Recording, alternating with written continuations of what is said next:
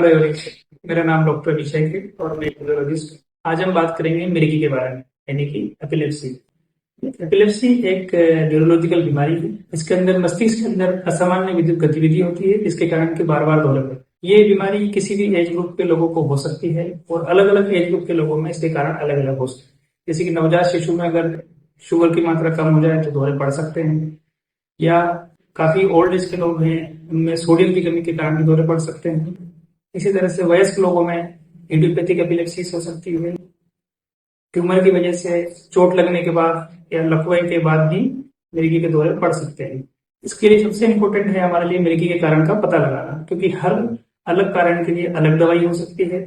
इसी प्रकार से जो डिफरेंट एज ग्रुप के लोग हैं उनके लिए अलग अलग तरह की दवाइयाँ हो सकती है। अगर मिर्गी हो, अक्सर लोगों का प्रश्न होता है कि मिर्गी हो तो उसके लिए क्या जांचें करवानी चाहिए। सबसे पहले आप एक न्यूरोलॉजिस्ट से संपर्क करें। जांचों में हम ब्रेन की एक एमआरआई की जाती है, साथ ही साथ उसके बाद में ईईजी की जांच की जाती है। इन जांचों के बाद में आगे अगर जरूरत लगती है तो उस केस में हमें मेटाबॉलिक प्रोफाइल या आदि जांचें करके देखनी होती है। जहां तक ट्रीटमेंट का सवाल है, मिर्गी के दौरे में अधिकांश दवाइयों से ये बीमारी काफी हद तक नियंत्रित हो सकती है। अगर दवाइयों से ये बीमारी नियंत्रित नहीं होती है, दो या अधिक दवाइयों को अगर हम पूरी मात्रा में और पर्याप्त मात्रा में लेते हैं उसके बाद भी, तो उस केस में कई बार सर्जिकल एक ऑप्शन होता है। सर्जिकल ऑप्शन लेकिन हर केस में नहीं किया जा सकता।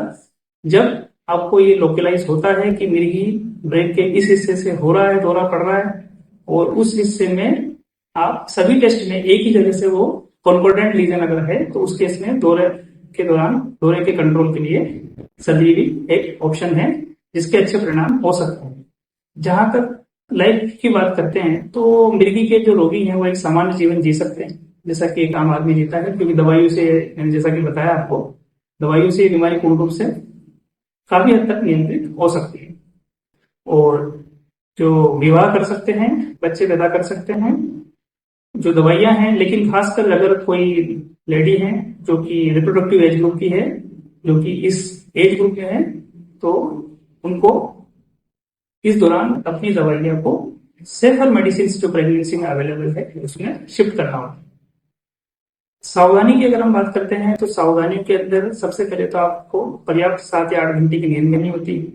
दवाइयां बिल्कुल नियमित रूप से लेना है, साथ ही साथ न्यूरोलॉजिस्ट से बराबर संपर्क करते रहना होता है, और किसी भी प्रकार का तनाव न लें।